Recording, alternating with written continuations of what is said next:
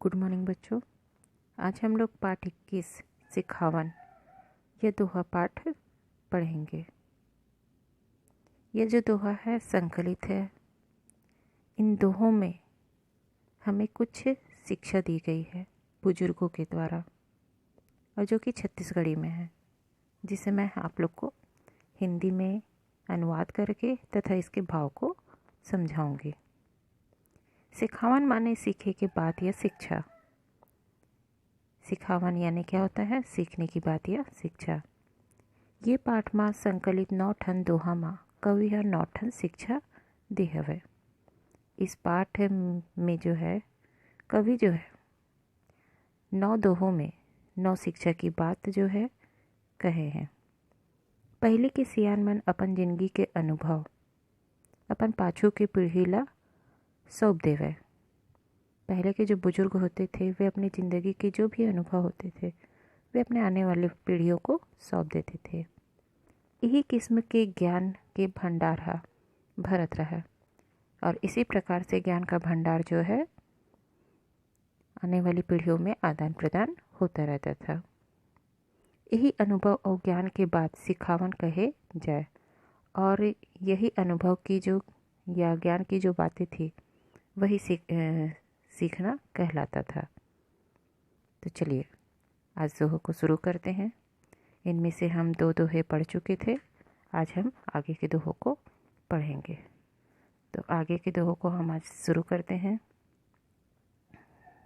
देखिए यहाँ पर दिया गया है, मिठ लबारी बोल के लबरा पाए मान, पन सतवंता हा सतबर हासत तजे परान। इस दोहे में बुजुर्गों के माध्यम से कवि देखिए क्या कह रहे हैं। झूठे मान सम्मान के लिए कभी झूठ नहीं बोलना चाहिए। मिठ लबारी बोल के लबरा पाए मान, पन सतवंता हा सतबर हासत तजे परान। बुजुर्गों के माध्यम से कवि क्या कह रहे हैं कि झूठे मान सम्मान के लिए कभी भी हमें झूठ नहीं बोलना चाहिए। ठीक है। अब यहाँ पर थोड़ा बहुत शब्दों के अर्थ बता देती हूँ। ठीक है। लबारी यानी होता है झूठ, लबरा यानी झूठा, सतवंता सत्यवादी, सतबर सत्य के लिए, परान यानी प्राण। ये हुए कुछ शब्दों के अर्थ। अब इसके भाव को समझते हैं। बुजुर्ग यहाँ पर कह रहे हैं कि मिठ लबारी बोल के, मीठा मीठा झूठ बोल के, मीठा मीठा झूठ बोल के लबरा पाए मान। झूठे व्यक्ति जो हैं इस संसार में मान सम्मान को प्राप्त कर लेता है। मीठा मीठा झूठ बोल के झूठे व्यक्ति जो हैं इस संसार में मान सम्मान को प्राप्त कर लेता है। पन सतवंता हा सतबर, लेकिन जो सच्चा व्यक्ति होता है, सतवंता यानी कि जो सच्चा व्यक्ति होता है, सत्यवादी व्यक्ति होता है, वह सत्य के लिए, जो सच्चा व्यक्ति होता है वह सत्य के लिए हासत तजे परान, हंसते हंसते अपने प्राणों का बलिदान कर देता है। ठीक है। मिठ लबारी बोल के लबरा पाए मान, पन सतवंता हा सतबर ताज हासत तजे परान। यहाँ पर बुजुर्ग क्या कह रहे हैं कि मीठा मीठा झूठ बोल के झूठा व्यक्ति इस संसार में मान सम्मान प्राप्त कर लेता है, जबकि सच्चा व्यक्ति सत्य के लिए हंसते हंसते अपने प्राणों का बलिदान कर देता है। भाव क्या हो रहा है कि सच्चा व्यक्ति झूठे मान सम्मान के लिए कभी किसी झूठे मान सम्मान के लिए कभी झूठ नहीं बोलता है। ये हुआ इसका भाव। ठीक है। अब इसके बाद में आगे का देखिए। घाम छाव के खेल तो होवत रहिथे रोज, घाम छाव के खेल तो होवत रहिथे रोज, एकर संसो छोड़ के रद्दा नवा तय खोज, एकर संसो ते छोड़ के रद्दा नवा खोज। तो यहाँ पर पहले हम शब्दों के अर्थ को समझते हैं। देखिए शब्दों के अर्थ यहाँ पर क्या क्या दिया हुआ है। घाम यानी क्या होता है, धूप। संशो यानी क्या होता है, चिंता। घाम यानी धूप, संशो यानी चिंता, रद्दा यानी रास्ता, नवा यानी नया। तो अब यहाँ पर शब्दों के अर्थ को जान गए हैं। अब इस दोहे के माध्यम से बुजुर्ग हमें क्या सीख दे रहे हैं, इसे देखिए। यहाँ पर हमें व्यर्थ की बातों को छोड़कर लक्ष्य की ओर बढ़ना चाहिए। बुजुर्ग क्या कह रहे हैं कि हमें व्यर्थ की बातों को छोड़ करके लक्ष्य की ओर बढ़ना चाहिए। घाम छाँव के खेल, बुजुर्ग कह रहे हैं कि इस संसार में धूप छाँव का खेल तो होवत रही थे रोज। तो धूप छाँव का जो खेल है वह तो रोज ही चलता रहता है। बुजुर्ग कह रहे हैं कि इस संसार में धूप छाँव का खेल तो रोज ही चलता रहता है। एकर संसो छोड़ के इस खेल के भ्रम को छोड़ करके, एकर संसो छोड़ के इस खेल के भ्रम को छोड़ करके क्या कह रहा है, रद्दा नवाते खोज, आगे बढ़ने के बारे में सोचना चाहिए। मतलब नए रास्तों को तुम्हें खोजना चाहिए, उसके बारे में सोचना चाहिए।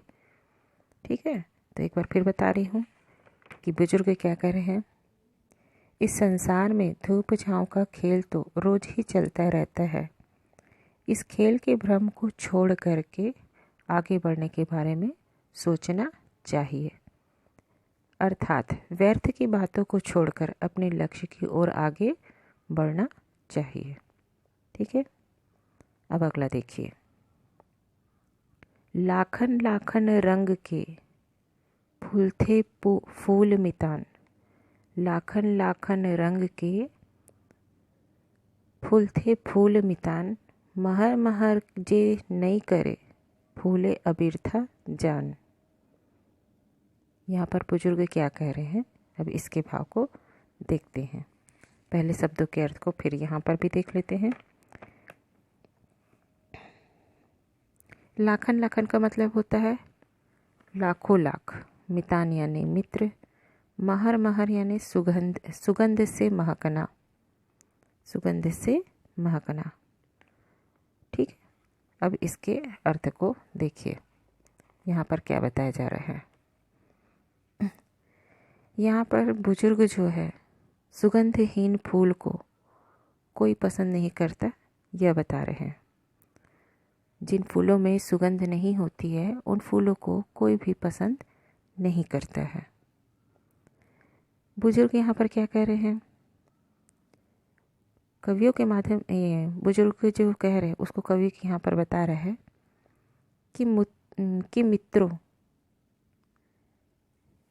इस दुनिया में लाखों रंग के सुंदर फूल खिलते हैं, लाखन लाखन रंग के फूलते फूल मितान।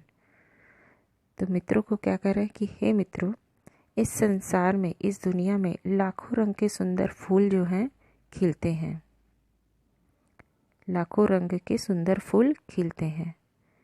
लेकिन क्या करे, महर महर जे नहीं करे, लेकिन जिस फूल में सुगंध ना हो, महर महर ना करे मतलब जिस फूल में सुगंध ना हो, फूल अबिरथा जान, उस फूल का खिलना बेकार है। अबिरथा यानी कि बेकार या व्यर्थ है। जिस मतलब क्या कह रहा है, जिस फूल में सुगंध ना हो, जिस फूल में सुगंध ना हो उस फूल का खिलना बेकार है। अर्थात उस फूल को कोई पसंद नहीं करता है। ठीक है, एक बार फिर बता रही हूँ। कवियों के यहाँ बुजुर्गों के माध्यम से कवि कह रहे हैं कि हे मित्रों, इस दुनिया में लाखों रंग के सुंदर फूल खिलते हैं, लेकिन जिस फूल में सुगंध ना हो, जिस फूल में सुगंध ना हो उस फूल का खिलना बेकार है या व्यर्थ है। अर्थात उस फूल को कोई भी पसंद नहीं करता है। ये हुआ इसका भाव। तो आज की क्लास में हमने यहाँ पर 3 दोहे के आज भाव को पढ़ा और समझा है। आगे के क्लास में हम जो बचे हुए दोहे हैं उन दोहों के भाव को समझेंगे।